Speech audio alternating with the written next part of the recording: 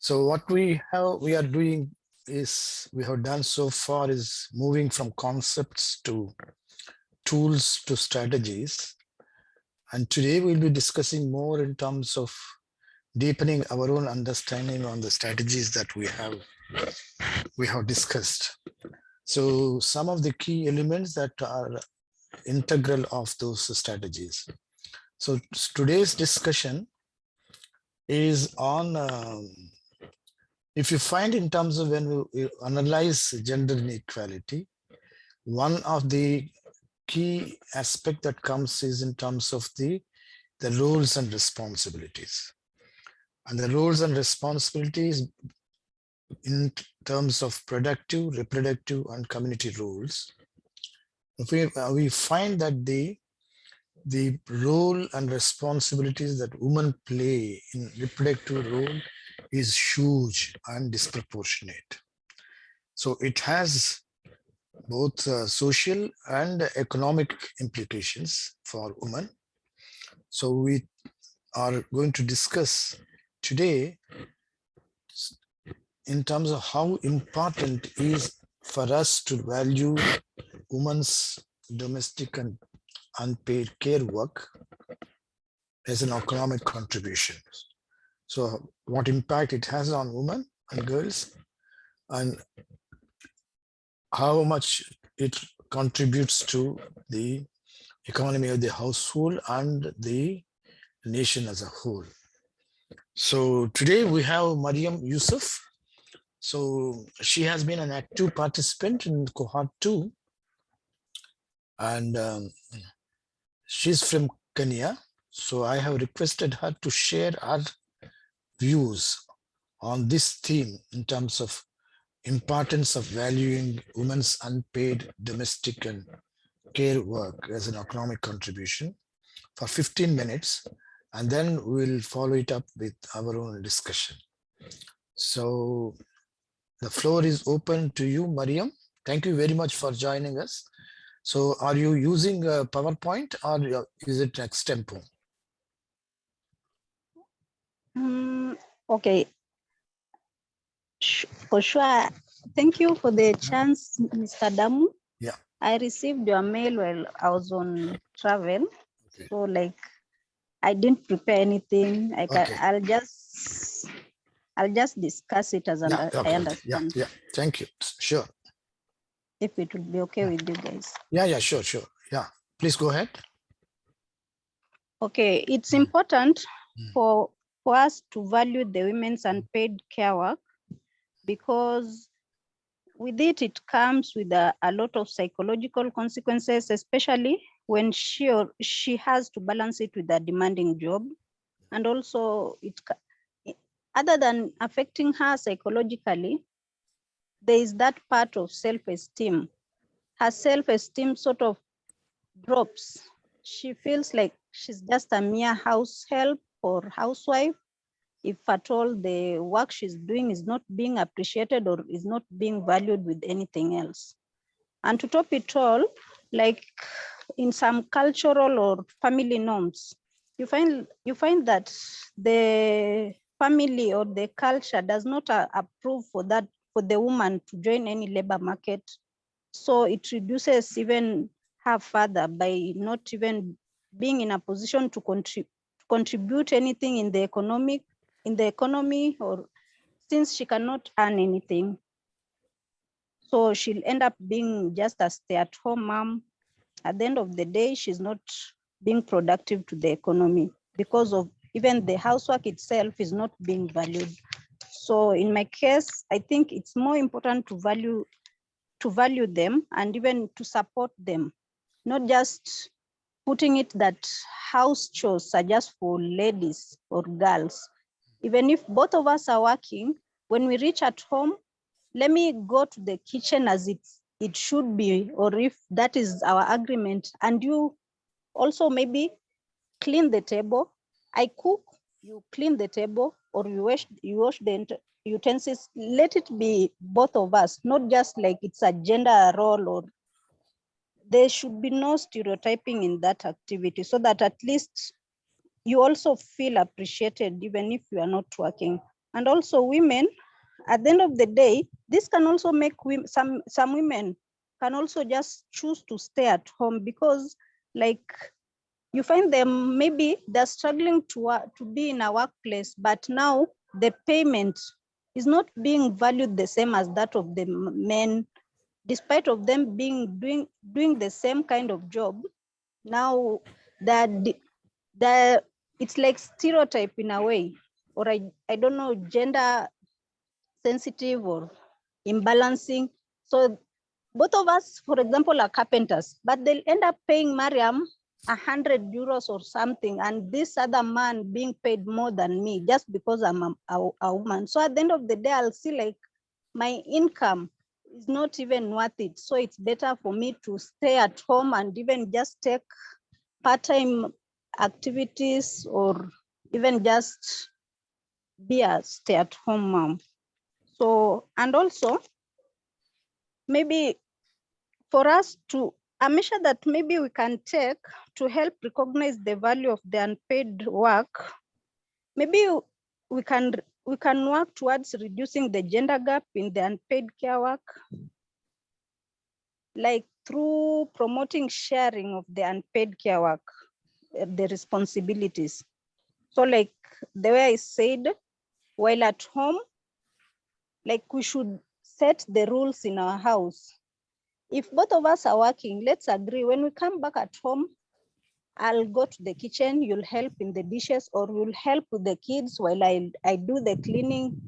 Let it be both of us, not just like both of us have come from job, you go sit at the chair, you are watching, and I'm busy in the kitchen, yet both of us are from work. Or maybe you are from work, yes, I was just at home, but now you find like whatever you've been doing outside is more important than what I've been doing at home. So you portray like being a stay-at-home mom is useless than you who is coming from job. Yet, if I could not be at home, it could have forced us to look for maybe a house help to help us at home, and you could have ended up paying that house help. But because now I'm the one who has chosen to stay at home, or even the society and its norms has forced me to stay at home, now I'm being paid, I'm not being paid. And yet, even I cannot be helped at any way, because maybe our culture doesn't allow now you as a man to go to the kitchen, or even to touch a diaper, like even do the laundry, you see? Like I feel the burden on my side, and I'm not valued in any way. So I think that is the measure we can take by reducing the gender gap in the unpaid care work, and also like reducing that stereotyping part in our doing of things. And also generally what the government can do, the policies, the long-lasting measures that the government can put in place. Maybe the most important one is to ensure there is equal access to education and healthcare for women, both women and girls. You see, as much as it has come out like we are really advocating for women empowerment and we are leaving the boy child, it's not the case. Okay, we are not like stereotyping in a way or being biased, but in as much as that's how it's coming out, but still the gender gap has not been filled up. Still there's that gap. The women, the ladies are not at par with the men. The men are still there. So like, we just need to bring it up. The women should at least be empowered, be given that chance. So that, because even in our country, Kenya, there's still some communities where girls are forced into early marriages. The FGM things are still there. So like, after you are being taken for FGM, that's a direct ticket to early marriage. So you see such things are still there. So the government should be strict and like let it be implemented so that girls, women are able to access education and healthcare, so that they don't end up staying at home. And also like they can establish ways of addressing the motherhood penalty or even fatherhood penalty. Now it looks like a penalty to be a mother or even to be a father, because if you are just a girl, you feel like you don't have such responsibility. But once you just have a baby, it's like a penalty of some sort, because now all the cares of the house, it's upon you. If you secure a job, you come consult with your spouse. If you want to go, like, whom will you leave the children with? How will the house remain? You see, now it's like, it's a penalty thing of being a mother or even a father in some way. So like, there should be a mesh, there should be a design, there should be a way to address such penalties, so that even, for example, when in case of a leave, let's say the parental leave, let's put it in general. In case of a parental leave, let it be both. Let it be like equal, not like a mother goes for 3 months, a maternal leave, a father goes for 2 weeks paternal leave. And you find that most fathers don't want the paternal leave. They don't go for it because they fear this upkeep thing. They fear being close to small babies. That's a mother's thing, you see? So like, it should also be compulsory, so that when this father is given that compulsory leave, the paternal leave should also be made compulsory, in that when I'm your spouse and I'm going for maternal leave, let us go together. Let it not be an option at you can join me later. No, when I'm going for the maternal leave, let us go together. And if you don't go, it cannot be compensated to another leave. If you forfeit your leave, it's a done deal. You are not being compensated in another way. So that at least we are going to force those fathers to take their early responsibilities towards their children when they're young. And this, in a way, will reduce the gender disparities. And in long time, the caregiving behavior will reduce. Now the stereotyping, like mother should just stay at home with the babies, will reduce. And even the bonding with the children will increase in a way. And maybe the last policy, maybe, or a measure that can be put by the government is also like to, okay, the flexible working arrangement can also falls under the paternal leave. And also maybe now there's a recent judgment that was passed in our Kenyan courts. I don't know if it's in any other countries, that when in case of a divorce or a separation, each person lives with whatever the contribution she made in he or she made in the home. So suppose I was just a stay-at-home mom, as it's usually put, because we are perceived that when you stay at home, there's nothing like you are earning. Yeah, it's the truth. There's nothing you are earning. So in this case, there's a divorce. I'm supposed to leave my house. So I'm going to live empty-handed. Yet I've devoted my entire life being in that, doing all the chores in that house. And now that my unpaid care work is not even valued, I'll end up living empty-handed. I think if there could be a government policy that can transition this unpaid household work into something payable, it could be fair, in that even if this divorce things comes, in as much as I was not going out to work and I was just devoted to my house chores, at least I'll also be walking out with something. Thank you. And maybe you can pick it up from there. Thank you, Miriam, Okay. for sharing your wonderful thoughts. I think you touched on various aspects, Okay. from the stereotypes to differential responsibilities and compensations, including the policies. Now, I would seek comments from others. What is the takeaway from Mariam's speech? Any comments, any reflection on?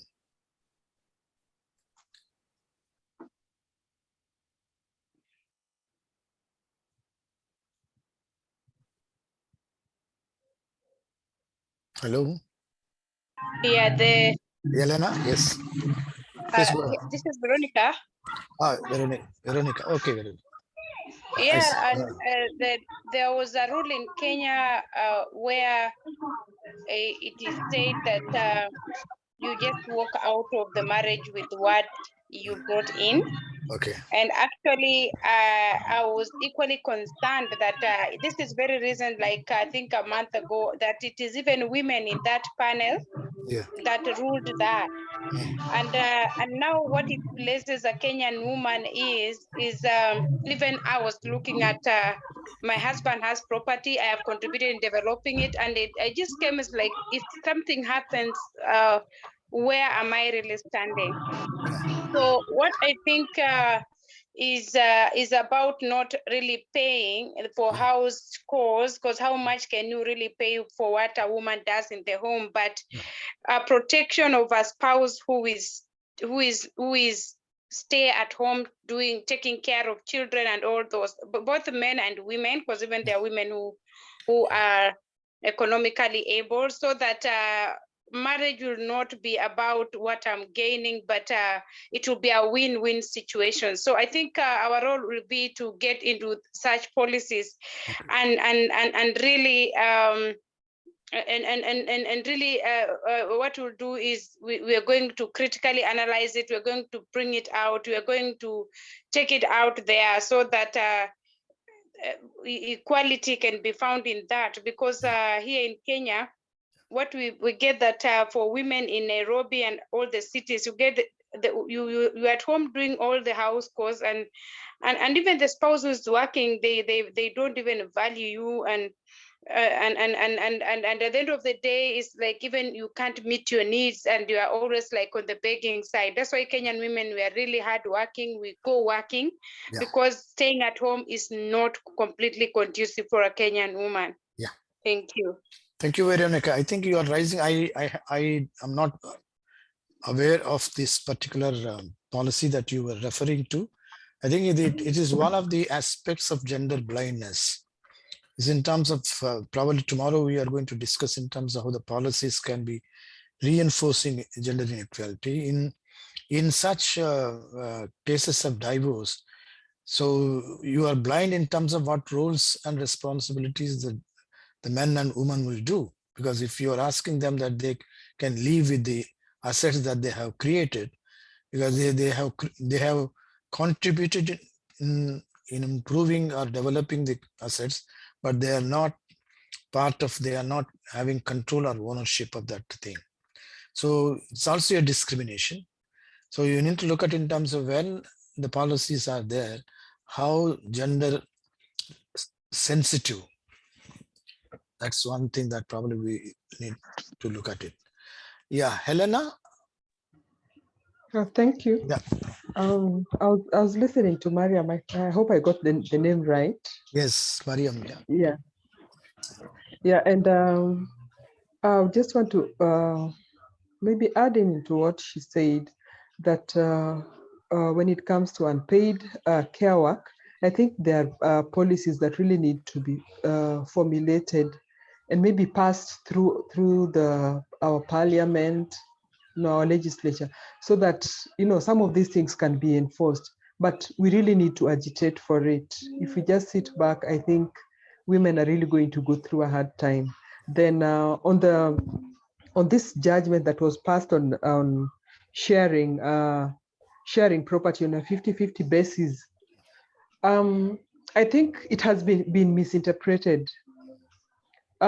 Usually, when such a thing happens, I got this information from an advocate last year. When there is a divorce, what should happen is that you list down all your expenditure, you list down all your property, and your income, both of you. When someone has income and the other person doesn't have income, and as a woman, if you're a married woman, in as much as it may not be considered that whatever you do at home is not a job, but the law recognizes that, and that was in as much as it has not been finalized. Okay. But there's a judge who passed this in September, 24th of September, 2021. Okay. Yeah, and they said that housewives should have a salary. So if a housewife has a salary, it should be considered in any case of divorce. Only that our law system drags its feet when it comes to anything about women. I remember some years back, I was listening to some parliamentary proceedings, and there was a law about property or sharing of property when a man dies. And there was the issue of the children they have outside wedlock. And for the first time in this country, the men came out to parliament and outnumbered the women, just so that this law could be negated. Yeah. So I think as women, we really need to work hard and push for some of these things. And we should be able to, quantify, like one question I was asked, now that you're going through a divorce, what can you say you contributed in the marriage? Yeah. And there are a list of things I was given. It is just that we as women, we are blind to the law. We really need to know what laws govern women when it comes to property, when it comes to your input in childcare, when it comes to your expenditure in the house. Because you may not have an income, but you may have support from some of your relatives. Especially if you had a job and you lost your job, or if you have school-going children, some of your relatives may be taking care of your children, supporting your husband to take care of the children. That is income from your side.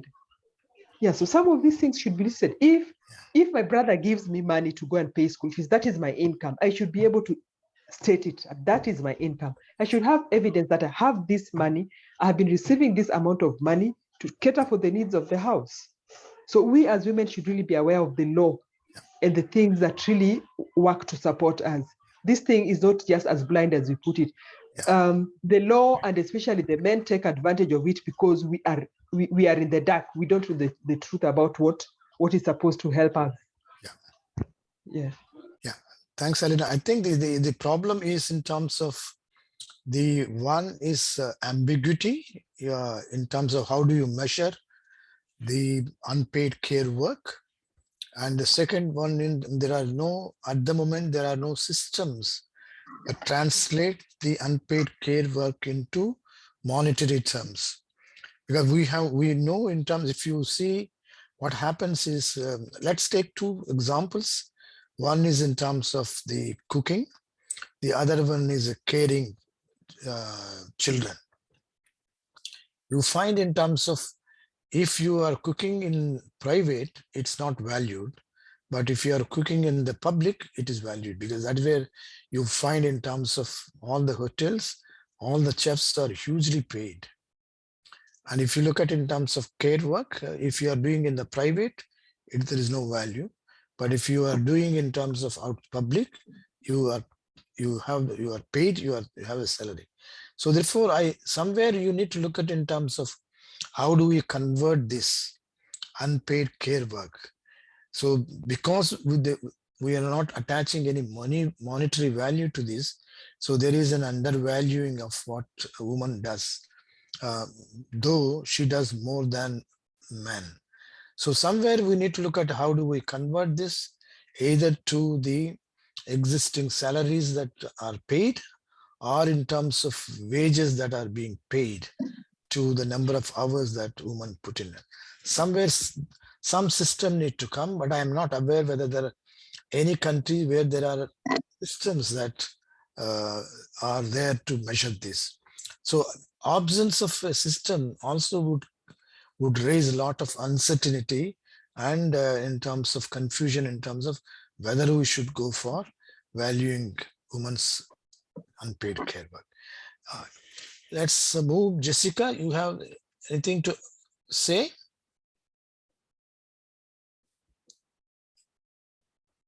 Jessica, you have anything to say? Okay, okay, let's look at in terms of, yes, Katerina. Okay. Hi everyone. Hi. In terms of unpaid work or the domestic care work, this one begins with socialization. It's not valued as in the regard, not monetary. Then from the disregard of the work, we move on to non-monetary. It's not given monetary value. So from moving from the private and the socialization, now it becomes in the public where it is not paid, as in if I'm working in my home and my husband is working in the public, of course, I'm doing everything that is enabling him and everybody else in the family to be able to do their work in the public. If I take an example of what we do in our field, there are some community service orders, meaning instead of going to jail, you given work to do in the community in reparation for your offenses to the community. What happens is that this work is quantified. At the end of the day, it is quantified. You see the labor laws in the region. For example, if it's a county, there are labor laws that quantify work per day, per hours. So when we give our returns to the headquarters or the government, we use the existing labor laws that quantify this work in this place. 8 hours of 1 hour is this amount of money. So if we could use the same to quantify the work that is done in the private, that could help in case we need to give value or monetary value to the work that is done in the private by women and anybody else who's doing that. Thank you, Catalina. That is a wonderful suggestion.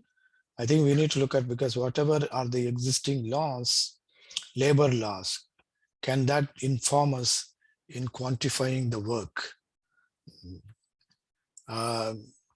Jessica and then Millicent. Jessica, you raised your hand. Oh, good afternoon. Good afternoon. Good morning. I don't know if I raised my hand, but I may make a contribution. No, I saw your hand up, so. Okay, thank you very much. Good afternoon, Professor, and good afternoon, my fellow participants. When it comes to this inequality, especially the women domestic chores, for me, I tend to think, or in my view, somehow it will take a long time to change, but changes are gradual. We need to apply various approaches to ensure that at least we make some changes, which must be gradual. For instance, by transforming gender and social norms. This to me, can be done by carefully selecting how and with whom we work for. For instance, ensuring or building women agency and leadership. If you look at the Constitution and the policies that are currently existing, majority of those people that contributed to those policies, now taking the example of the Kenyan Constitution 2010, 90% of the stakeholders in the policy formulation process that began many years back, I think two decades back, were men. And even when they count the stakeholder participation, majority of the people that were participating were men, which then means that the Kenyan Constitution and the policy frameworks that have been derived thereafter are gender blind, they are not gender responsive. So even when it came to interpreting the Constitution by our Kenyan lawyers last month, like I've had my fellow participants talking, the people interpreted the Constitution, though we had women, a few women, we had women who are doing that. They interpreted it using that lens that was gender blind. And using their legal knowledge, of course, they interpreted it in such a way that they said, when a couple marries and they divorce, when they part, each person will go with whatever they have contributed without considering the domestic chores. Just because the Constitution and the legal frameworks that have come thereafter are not gender responsive.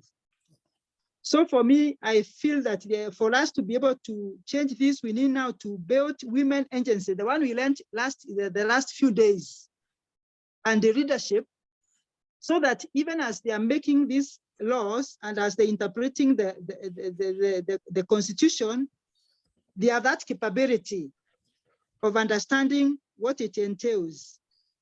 Another way of changing this is by, of course, changing the cultural norms. Yeah. And as I said, this cannot be done overnight. Yeah, yeah. There is a need for us to involve and engage men and boys who are their caretakers, or of course, the gatekeepers of the norms and the cultures that has perpetuated this inequality.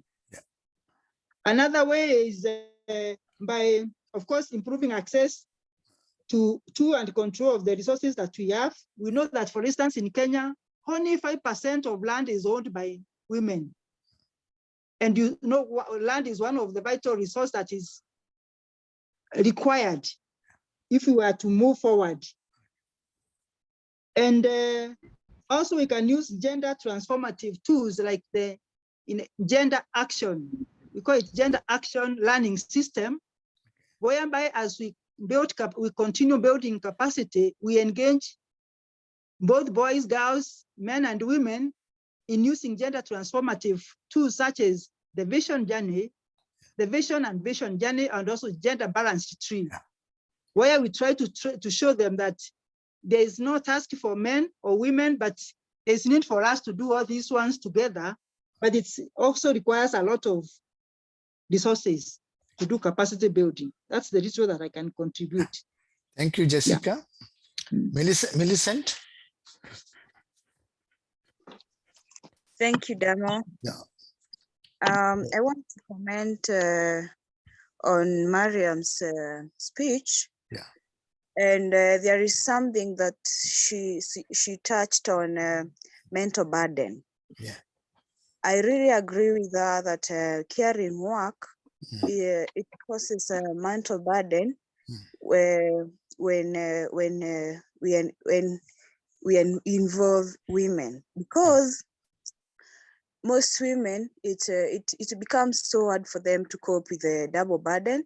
And this is in the case of when a woman is working and she has a family and she also has kids. You can imagine she's from work, she has to do the dishes, she has to prepare supper, she has to prepare the kids for the school tomorrow. She also has to maybe prepare the husband for his work. So you see, by the time she finishes all these chores, it is late. I don't even forget that the same woman, she will wake up earlier to prepare breakfast, to prepare the kids for school, and also to prepare the husband, and also to prepare herself to go to work. So you see, all these chores left for this woman, and she's working. She has to go to work, and she didn't have enough sleep.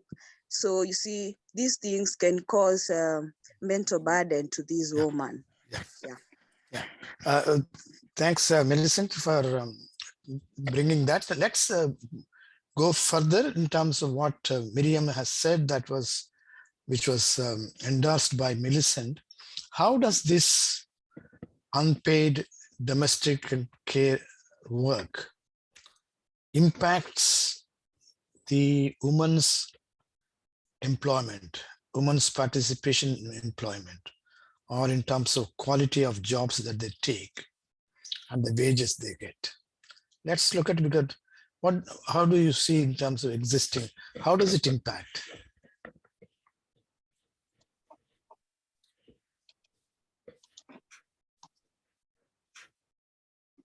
Am I clear what I asked? Is that? Can you repeat the question? Yeah, what I'm saying is just extending to what Millicent was saying in terms of, because the overload that they have, it creates a mental burden. That's what Millicent was saying. I'm also saying in terms of one is that is one impact. The second impact what I am saying is, because they are occupied in domestic and care work, how does it impact their labor force participation, the quality of jobs that they can take, and the wages that they would get as a result of they being employed in the, or occupied, not employed, occupied in the unpaid care work. Is that clear, Helena? Yes, that is clear. Yeah, Maybe yeah, yeah. I could just take it up from there, the answer from a personal experience. Yeah, thanks, Helena. Helena, Yeah, please go ahead. from my personal experience, the last job I held, just like my fellow colleague here said, it really gave me a mental burden. I think I got to a point that I almost broke down, because there is the house to take care of, there is the children to take care of. And, you know, when you talk about children, it is at home, their schoolwork, any meetings in school, their health. So it means more often than not, you are away from work. And if you have many children like I do, you're always running around schools or hospitals, you know, taking care of your children. And at one point, I just thought that, you know, I cannot take up any other job, despite the very good opportunities that were presenting.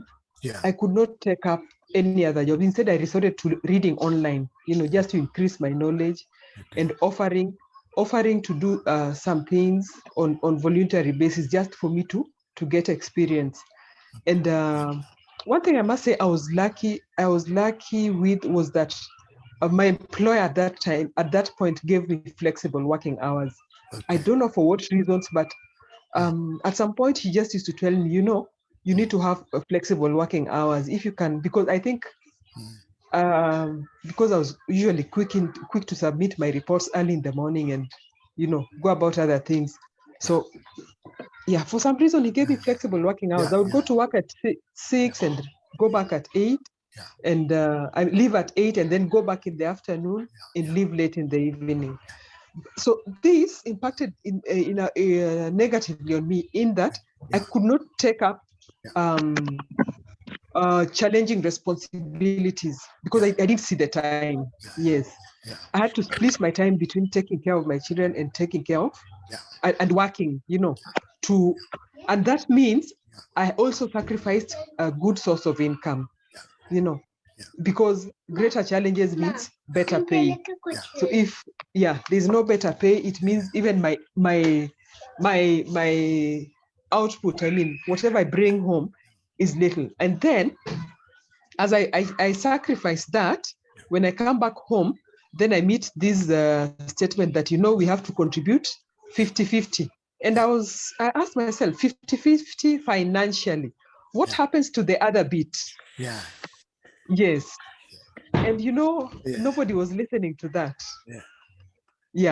So when it comes to the job market, I think a lot of women sacrifice.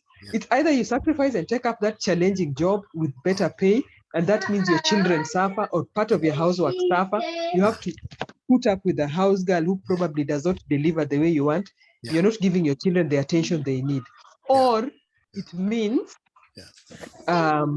you sacrifice the hours you have to work.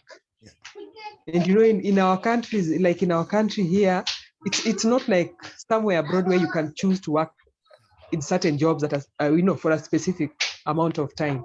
Like I can work 3 hours a day. It's not easy that way. Thanks, Helena. I think that you gave very wonderful in terms of how does it, you gave both in terms of how it affects and what possibilities are there to recognize these situations so that the woman can do better. I think so. Certainly is in terms of how is it affecting, clearly said in terms of the type of employment that you take. So you may be less inclined to take challenging jobs.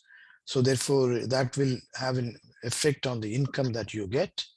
So therefore there is in terms of the quantum of your own occupation on the unpaid care work certainly has a bearing on how much you can you can involve or participate in employment.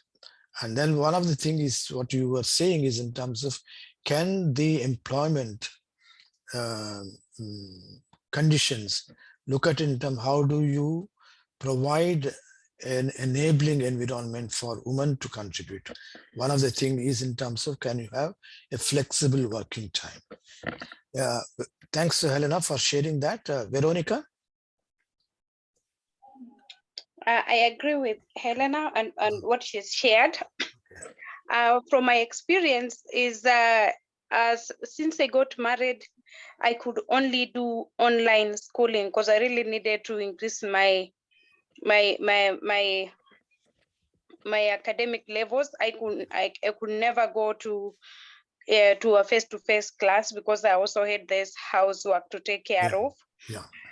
So I had to just do online classes. And apart from that, all the time I've had work, I have to pay for the house of myself because my husband thinks that is my role. And if I'm delegating it, I should pay for it.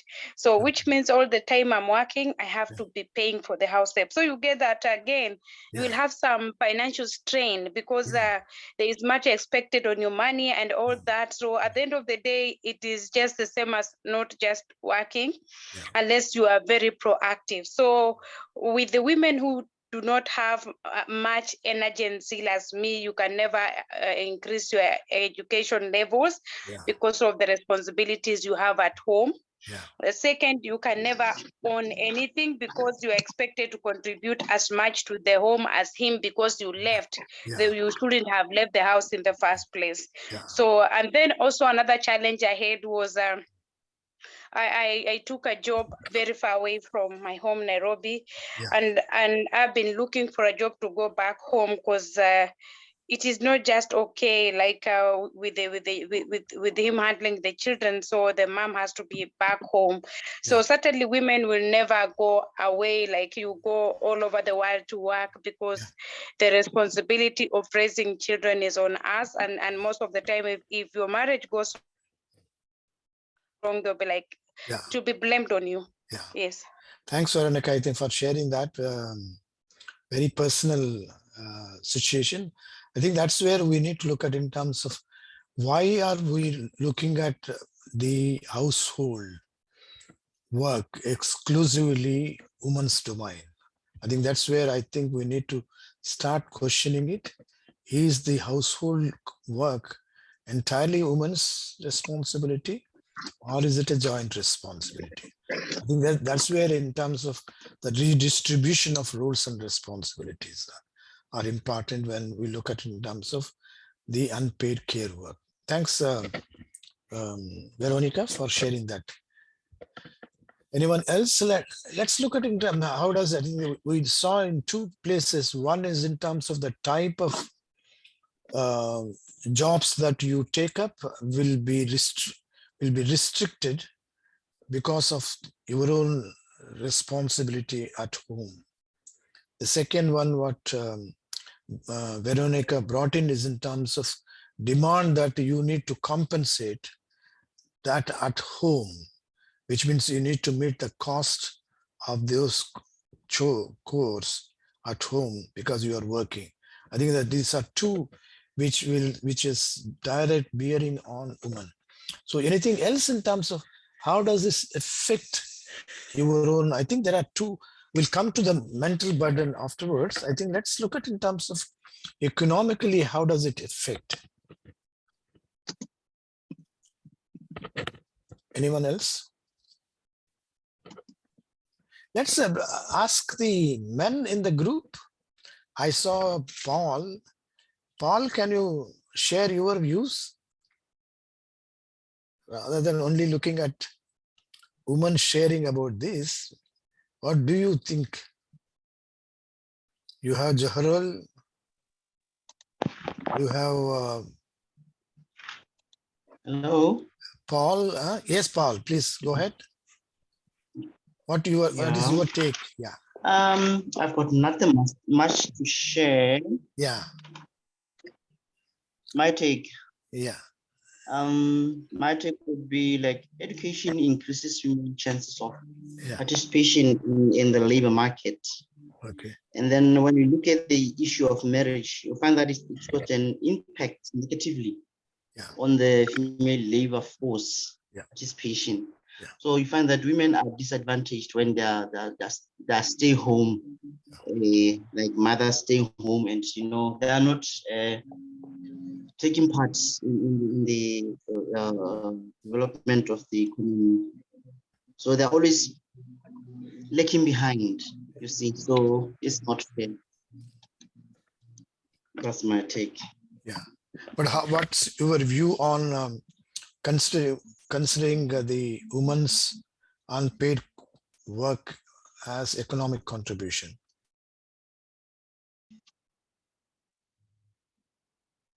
Paul? So I didn't hear that. No, I'm saying, but what's your view on valuing women's work as an economic contribution? Women's unpaid work. Does it have an economic value or no? No, it doesn't have any economic value. It doesn't have? Why? Why do you think it doesn't have an economic? I'm saying that they're disadvantaged. I get it. Yeah. They don't have the, I would say, equal chance as male counterparts. Yeah. So in a way, they're disadvantaged and they're not adding value. But if they're given the chance like other men, it will add a lot of value. Yeah. I was looking at the current situation already, and at this timing point, women are not given that chance to be, outstanding out there. Paul, I appreciate, because I think you were looking in terms of how the access to education impacts I completely agree. What I was saying is in terms of, if you look at in terms of the disproportionate role and responsibilities for women at home, disadvantages them in terms of their employment. Yes. So therefore, though they contribute more than men at home, that work is not valued. Like, for example, if she's cooking, so we are saying that there is no value for that. But if if outside, if public, if someone is cooking for you, do you pay or not? No. You don't pay? Because all the hotels, you find, you pay. You pay. But all those places, you have male who are cooking. Yes. And you pay for it. So in the public, you pay, but at home you don't pay. So this is our discussion today is in terms of, we have been undervaluing the work that woman does at home. Yes. Both in terms of either at our own household level, or at the community, or at the national level. So therefore, when you want to share, because if you are doing the household work, because you don't value it, you don't convert that into economic thing. But how does one, in terms of, by not, certainly maybe when you do at work, it may not have an economic monetary value, but it has an economic contribution, because to that extent you are not spending that money, because that is what woman is contributing to. Okay. Yeah. Yes, true. Yeah. Paul, where are you from, Paul?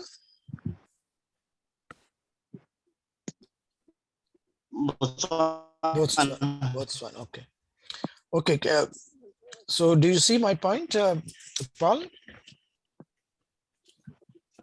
Yeah, it's clear. I see your point. Yeah. So therefore, I think the debate is in terms of, do we need to continue undervaluing it, or do we need to recognize its value, its economic contribution? That's what we are looking at. Yeah. Because if you're going out and then doing it, if man is going out and doing it, for him to do it, the woman has to do at home. So it's also equally in terms of for maintaining the family. So for example, now I think the Veronica has shared and Helena has said, if it is man, so he can take up any challenging jobs, he can earn more money because he doesn't have these responsibilities. So he don't need to think. But a woman, if a woman has to take up, she has to think of what happens to the family. How do they cope? So therefore, either I may have to look at in terms of not accepting those challenging tasks, or I need to find an alternative so that it is met at the household level. But the onus comes back to the woman rather than both together. Yes. Agree? Thank you, Paul. Yeah. Helena? I just want to contribute something small on how the unpaid care work nothing small, Helena. impacts economically. Yeah, because a woman has to take up, like in my situation, I was explaining that I had to take up, a less paying job. It sometimes there are times that I would take temporary jobs. It means it's insecure. You may work today and not work tomorrow. And you receive low income. And this leads to poverty. If you really cannot have time to juggle in between and put in some other side hustles, it becomes difficult. So economically, it creates poverty. So very clear in terms of Helena, I think the quality of jobs that the woman will take will certainly be determined by the unpaid care work. So therefore, you were saying in terms of the type, the low paid, low quality jobs that you can take up, which may have no security. So therefore, I think what type of jobs you can take is impacted by your own the care role. Jaharul. Yes, Damuji. Good morning, good afternoon, everyone. Just I share my point of view. Today's session is very interesting, but we know that Bangladesh woman, if woman is not empowered, that economic is not empowered. It is equal opportunity, but when we empower the woman, then we hope that our society is empowerment. So we always thinking that all stage, we always opportunity to working our women, but our decision Bangladesh is the male dominated society, so we are very difficulty face in our country, in our women person. They thought that women are they are working in our kitchen room. They are not just involved in our economic opportunity. They are always prayer, always nursing their son, nursing a daughter, nursing the husband, etc. But men, we always working in our different sectors. But now in this situation, previous session we talked that Bangladesh status is a very quick change. That is our Prime Minister, our Speaker, our in the big position, we settle our women leadership. So they are thinking that their opportunity how to empower the women. But then the women, how we empower the women sector. So in future in our country, we look up the various sectors the economic women are working the various sector, but in this time we are struggle. In the women are in the sector.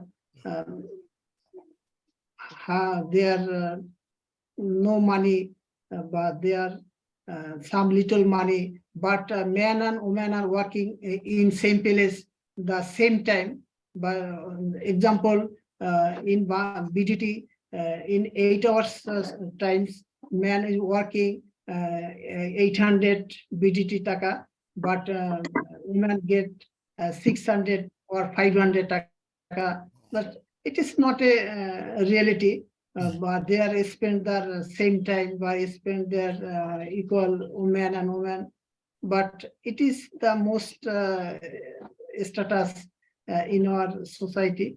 But we are trying the how to equal opportunity, how to they get equal money, but it is time to time improve in our society. But most of the area we saw this status. Yeah. Thank you, Damoji. Yeah, thank you, Jahrul. Let me ask one question, because in all our countries we must be doing surveys, household surveys. So when we say if a woman is housewife, what do you understand? When you find in the occupation housewife, what is the meaning? My observation is that in this time,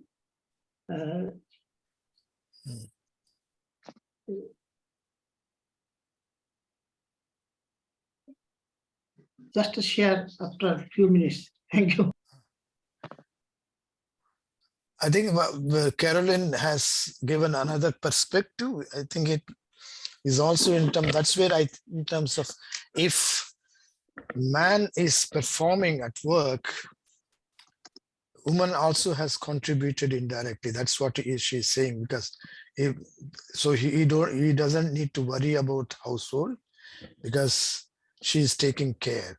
I think that's one way of looking at it, because if a man is able to do it, because if someone else has taken responsibility at home.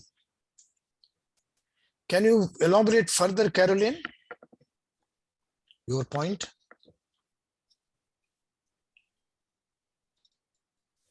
Yes. Yeah. Thank you, Prof. Yeah. Yes. For example, like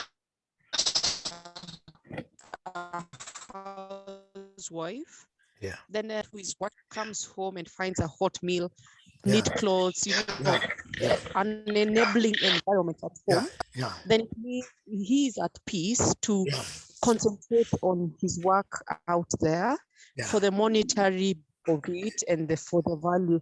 So I was just saying it's a bit difficult to measure what a housewife does in terms of monetary value from one society to another, because we are in different cultural settings. I don't know, maybe someday we might have to actually measure that and to quantify that in terms of monetary value. Thank you. Thank you, Carolyn. I'm one of those beneficiaries, because my wife was so much doing. She was a working woman, but at the same time took care of the house when I had to do my course in UK for a year, and when my job was outside my home city. I think you are right in terms of someone is taking care, if because man can do those things, can have an extra privileges to do it. Thank you, Caroline, for. So all this we do not recognize. That's where the problem is. We don't recognize the contribution that is made, because there is no economic monetary terms attached to that. Yes, Carolyn, you have supplement to that? Your hand is still It's up. an addition. Yeah. Yes, it's Please, an yeah. addition to Go ahead. what was being discussed earlier. Yeah. Whereby as a housewife or as a woman, for example, now who is working in a career, I would have to think about my household, my children, and everything that comes with a home before I take up on a job or before I take up on an opportunity for maybe furthering my studies. Because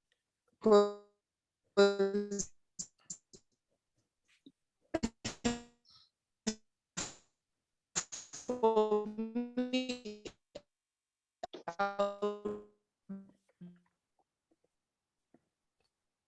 Your voice is breaking, Caroline. Your voice is breaking. Caroline. Who takes care of my children, who takes care of my home when I'm away. So I'm in terms of, expanding my knowledge. And as sort of, privileged husband wants to take up a job in actually outside the country. You can hear me now? Yeah. Hello? Yes. Yes, we can hear you now. Yeah. Yes, Caroline. Yeah. Okay, perfect. I was as a woman and a career lady, my choices on where I can work and how far I can go from my home is limited to to I thinking of my children and who takes care of my home. So I cannot go beyond my town. I cannot go beyond my country. And if I have to do so, I have to look for opportunities that allow me to bring my family along. But men are privileged in that today, if my husband wants to take off, he will just go for whatever opportunity because he knows I have the homestead taken well care of. So we are still limited in that manner. Yes. So the choices are limited. Choices are influenced by your thing. Yeah. Thank you, Caroline, for sharing that. Aiswin. Hello, everyone. Thank you for this opportunity to give my point as well. So I completely agree with a lot of what my colleagues have said already. I also feel at times that as homemakers or housewives, women tend to overcompensate when it comes to taking care of their husbands who are seen as the conventional breadwinners.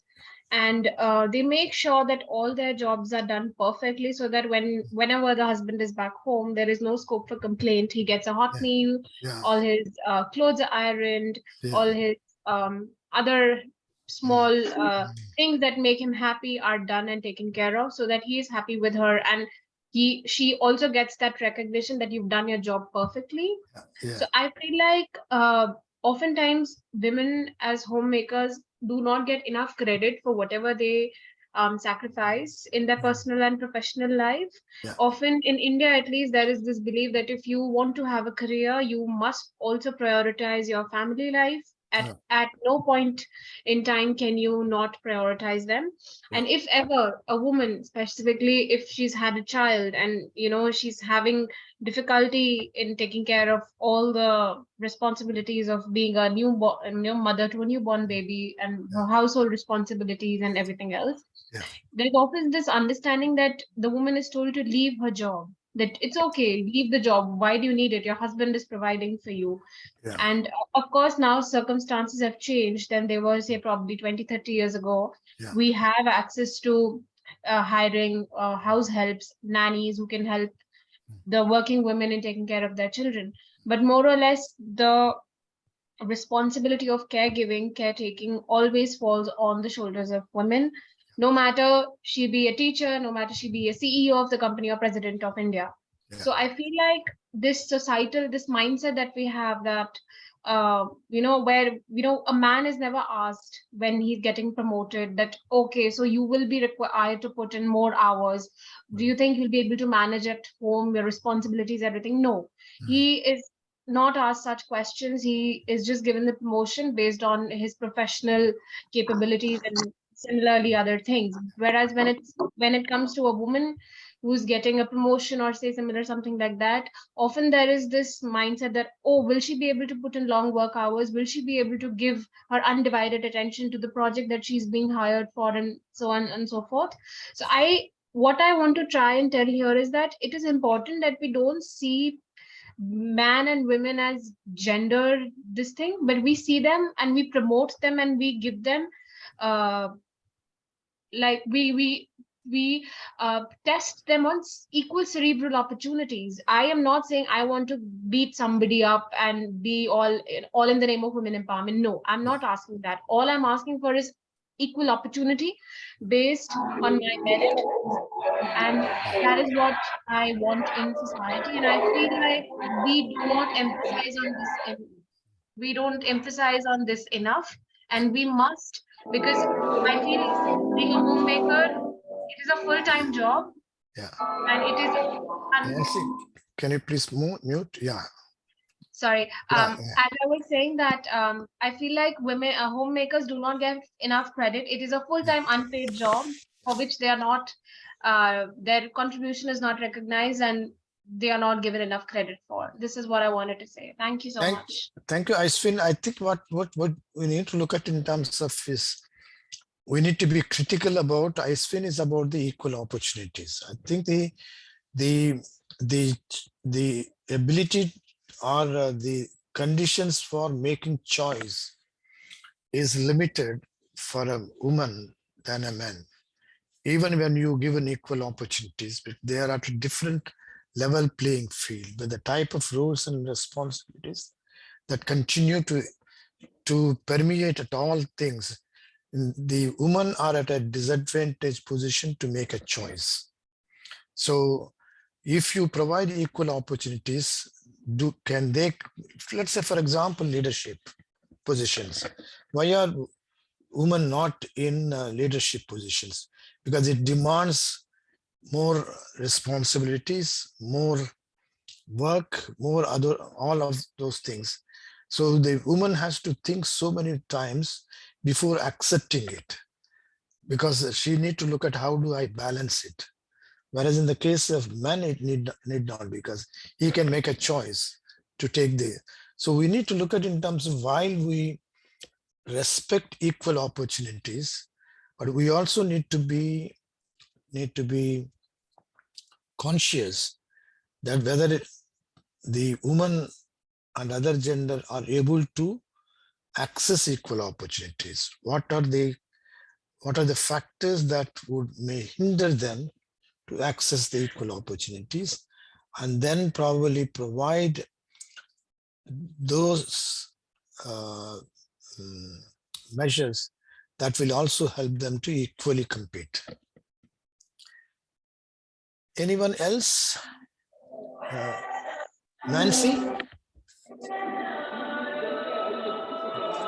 Nancy, you would like to share, because otherwise you need to mute your thing.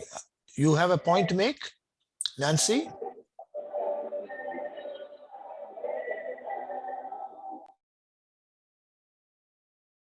Okay.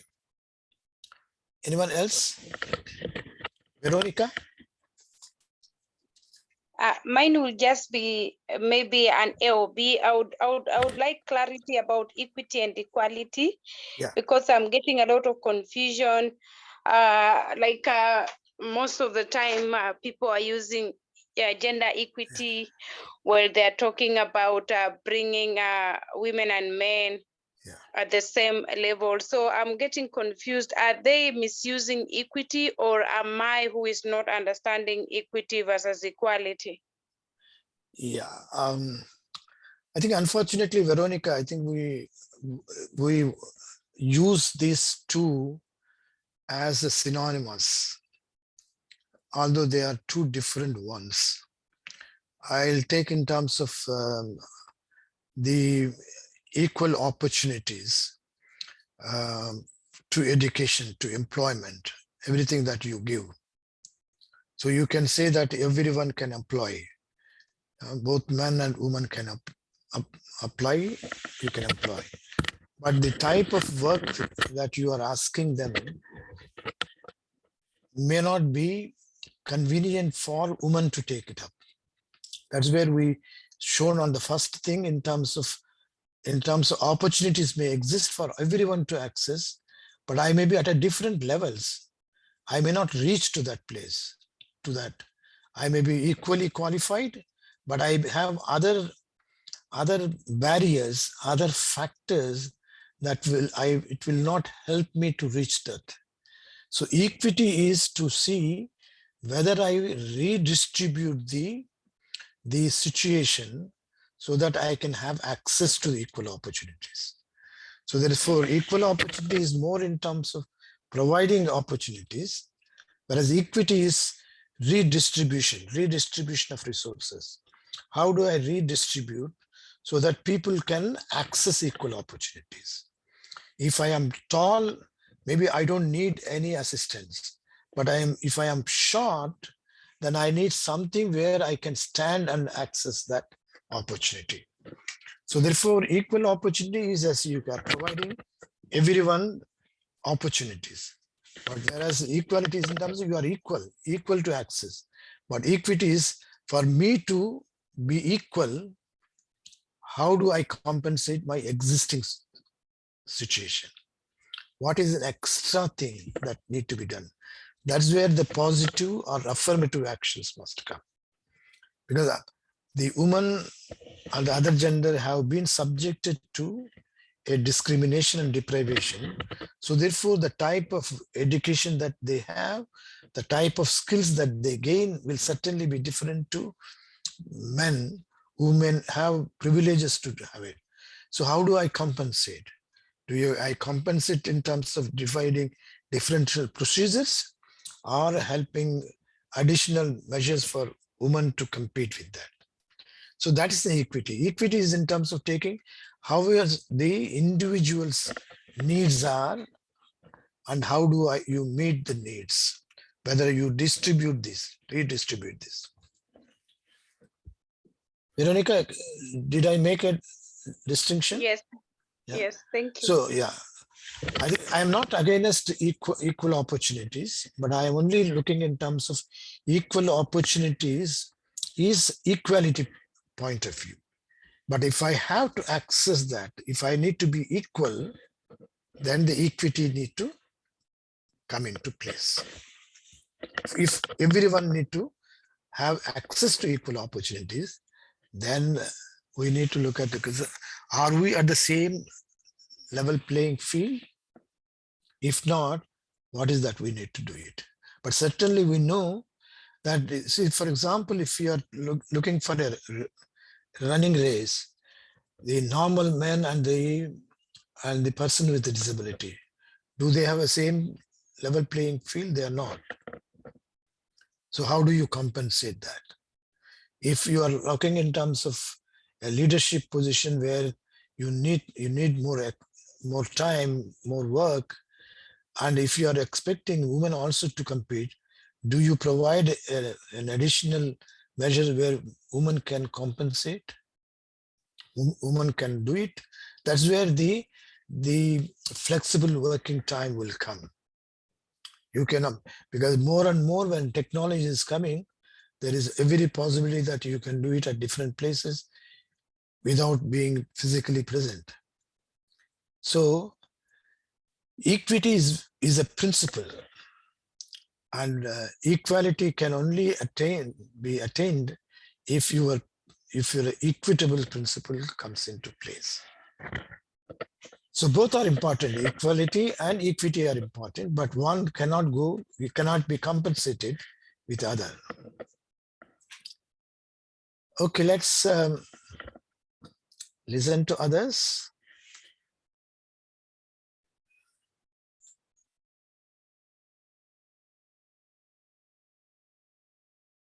Mariam, you have anything to add? You listen to people. You are now listening to another cohort.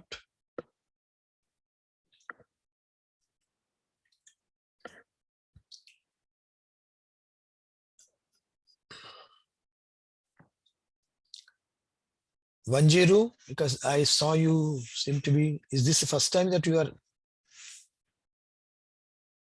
Anyone else?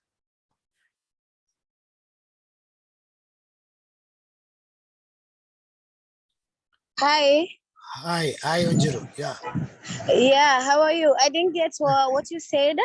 No, I'm saying in terms of what's your comment on what we are discussing in terms of women's unpaid work, valuing women's unpaid care work. Oh, okay. So let me get somewhere where it's not windy. Where are you from, Wanjiru? Yeah? Where are you from? I am from Kenya, and this is not my first time joining. Okay, fine. Yeah, good. Okay. Yeah. What's your take on valuing women's unpaid care work? I think it's demeaning to every woman. Yeah.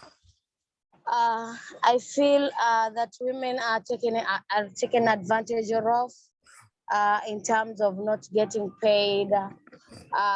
We have, let's say, for example, a stay-at-home mama who does everything, or woman, but they're never appreciated.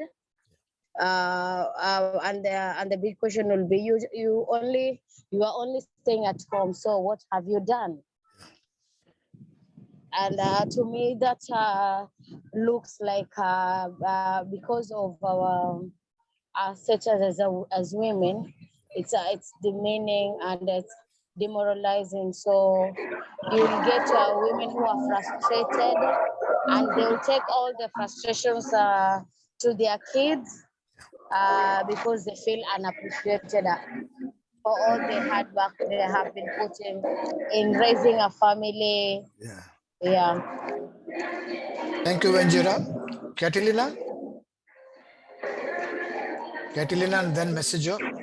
Yes. I was just thinking about when you asked about housewives, the meaning given in that different countries. Nancy, can you please mute your Nancy?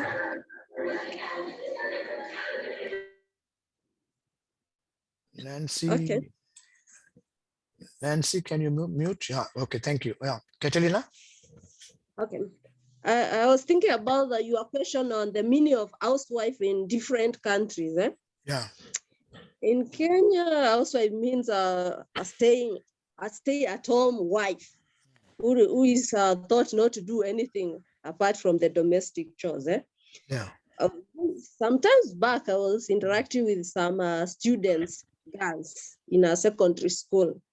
Then we were discussing about their future careers, or what they would wish to be in future when they completed their school. Every girl, say a doctor, a nurse, all those careers that are paid. Yeah. Then there's this one girl who said that she wanted to be a housewife. Then everybody in the classroom laughed at her why she would wish to be a housewife. Now, the attitude is because a housewife is somebody who is married and never works, and that is, she's never paid. So that is very interesting. Yeah. So and then the name she used to be called, the petty name became a housewife. So when they saw this girl, it was housewife. So yeah. I think this unpaid domestic work was given value, not even money. It was recognized as something that builds the economy. Yeah. Look at this girl or woman or whoever wants to just be a housewife, as in being a wife who stays at home, could do it proudly and without getting a stigma of becoming a housewife.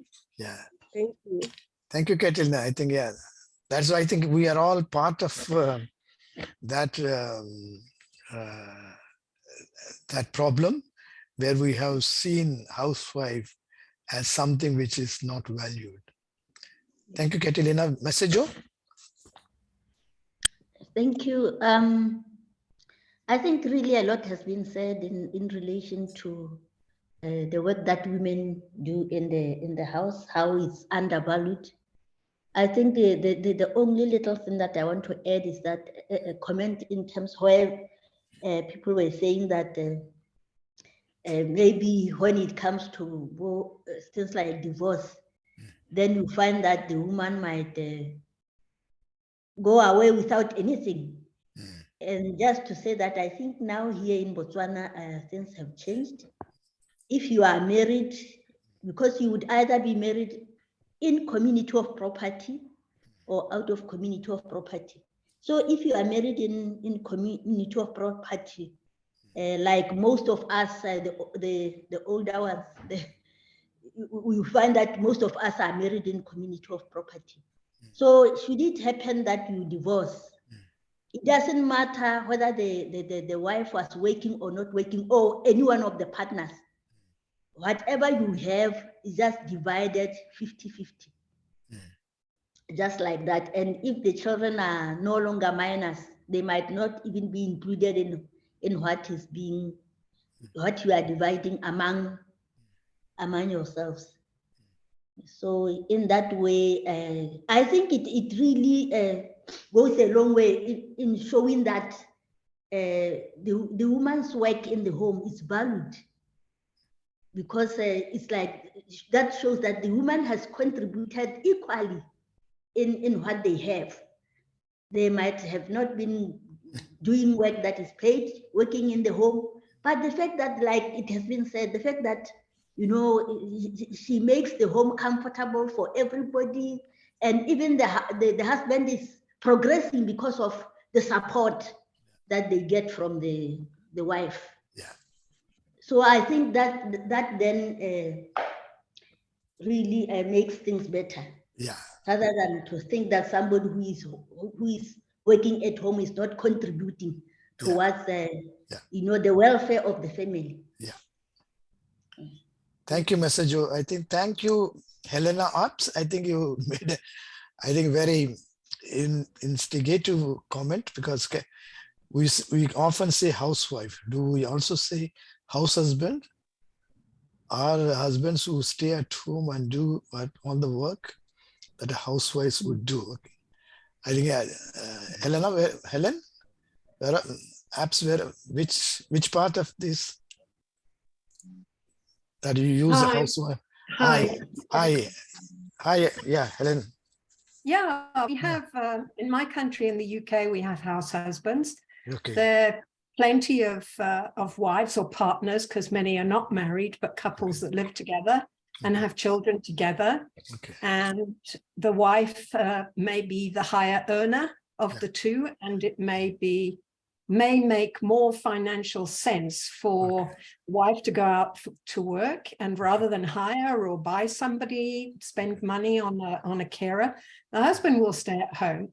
Often maybe the man has a business that he can run on excuse me, can run from home online, but maybe not. So he cares for the children, he does all the chores, he does the laundry, he cooks, he cleans, he does everything that a housewife would do.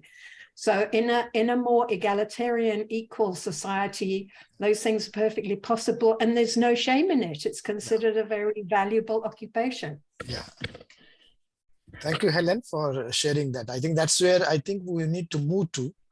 How do we see that there is gender equal in whatever we do? I think, that's where I think rather than assigning household exclusively as women's domain, we need to look at that it is a shared domain, that men and women equally have equal rules and responsibilities. Thank you, Helen, for sharing. Anyone else? Mesajo, you have a supplement to make? Mesajo? Okay, let's move forward. I think I think it is who said,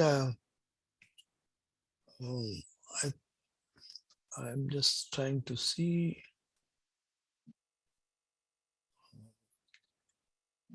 Helena, I think, Helena, you made a point in terms of how do we quantify that, and how do we measure unpaid care work? Is one option that you are saying is, can we quantify it in relation to the job market? So any other ways in terms of what is the scope? Because at the moment, as far as I know, there is no government which has considered household care work as an economic contribution.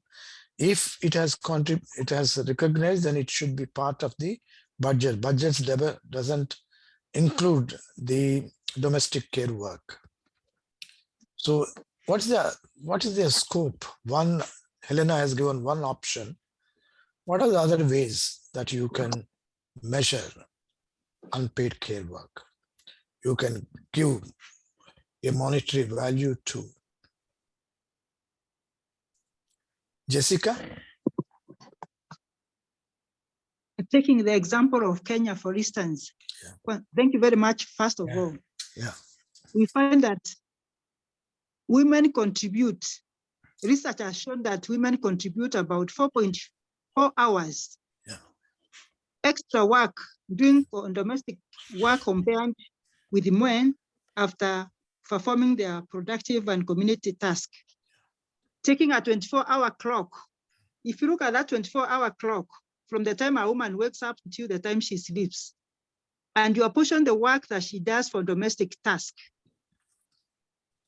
laugh rate is about 4.4 hours. How can we convince the government now to quantify that work? That's my contribution. Yeah. Thank you, Jessica. That if you look at the 24-hour clock, from the time a woman wakes up to the time that they sleep, of course, they perform community work, and at the same time, they perform productive work, like you are employed, you are going to the farm, etc., etc. In addition to performing community tasks like attending weddings, road construction, meetings, etc., etc. Then when you apportion the work she does every day for domestic chores, that is cleaning, doing laundry, cooking, taking care of the children and the sick, it is a roughly 4.4 hours extra compared with men. So Also, what I was saying is that if you can be able to identify the extra hours and come up with evidence, then you can try to convince our policy makers to see how they can factor this when it comes to like we are saying they are not being recognized, how they can be recognized, how we can recognize domestic chores. Thank you, Jessica. That was a wonderful, good point. Catalina, I think we have to close. Catalina, please go ahead. Okay. In addition to what Jessica said, I think these domestic chores are being performed in the public and they are paid. So if we can use the scale that is being used in the public domain, we can give a monetary or quantify the domestic work. You see that scale because people are cleaning the hotels, people are babysitting the daycares, people are cooking in hotels, and all that work is done as domestic and paid work by women or even men at home. So we can use that scale that is currently being used by the private sector in the hotels and in the other institutions to quantify this work that is being done at home. Thank you. Thank you, Katrina. I think it is possible. We need to look at how do we convert to monetary terms. Veronica, I think that should be the last response. Veronica? I would say I would disagree with whoever I couldn't get the name that you quantify housework with the hotel work, like what a woman does in the home, the nurture you give to children, the nurture you give to your. Never can be compared to a pay of a hotel person. Maybe they get the $100. You see, you can't compare that. Then it will mean it is quite demeaning. It is more than that. To me, I would say whenever someone, it is just more than that. That's what I would say. See, I completely agree with you, Veronica. I think you cannot really equate the public work to your personal work. But however, we need to find a way, because unfortunately in the current world, things have to be converted into monetary terms. So how do we convert this into monetary terms? Is one option, is what others are saying, but probably I think it's certainly a potential area for us to explore what are the ways, what is the scope? Because the immediate question that comes, or immediate argument that comes is, yeah, we know, but how do we convert that into money? I think is a constant search. We need to search for what are the ways that we can convert this into, how do we value this? It could be, need not be monetary, but you can find an alternative.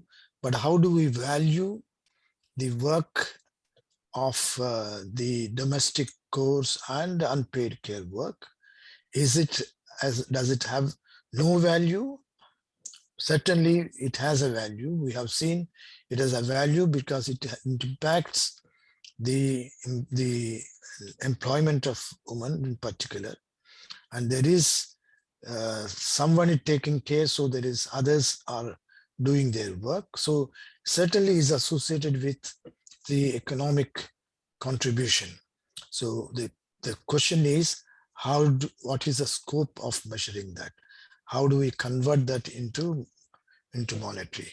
I think one is in terms of, can we look at is in terms of the number of work hours that the woman puts for this, and then how do we use the existing labor laws or job market to convert that? But I think that is not an end to it. We certainly look at how do we bring in the value, the personal value that the home work will bring in. So thank you very much for your contribution. See you tomorrow at the same time.